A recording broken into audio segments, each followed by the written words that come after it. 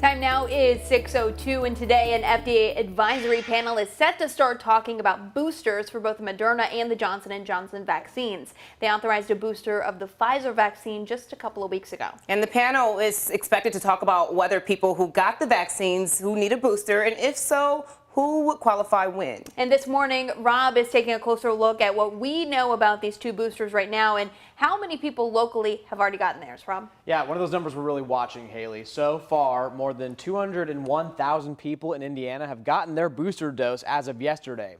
Now, we don't have data yet for the state of Kentucky as a whole. However, in Metro Louisville, more than 35,000 people have gotten their booster shot. But again, the only authorized booster shot is from Pfizer, and it's only for people with certain high-risk conditions or jobs.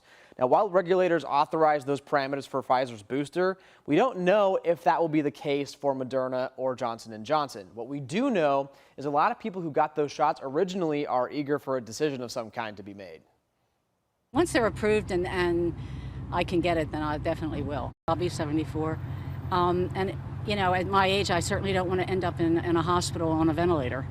Johnson & Johnson submitted data to the FDA for a booster shot at 2 different intervals, 2 months or 6 months.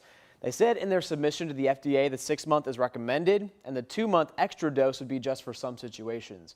J&J released data last month showing that 2-month booster was 94% effective at preventing moderate and severe COVID. Now, they didn't share information about the efficacy of the 6-month booster, but early measures of antibodies suggest it would provide even more protection. Without the booster, J&J says their vaccine is still 80% effective against severe infections. Now, while timing is the biggest question, the FDA panel will have to answer with the J&J booster. Does size, is that the big question ahead of Moderna's booster right now? Now, Moderna says their booster would likely be half the original dose in its previous 2 shots for healthy people. The company said when they gave 344 people the half-dose booster 6 months after their second dose, they had more antibodies. They reported it also triggered more antibodies able to fight the Delta variant specifically, which is really important to watch. And on Tuesday, the FDA raised some concerns about the data Moderna had submitted to them.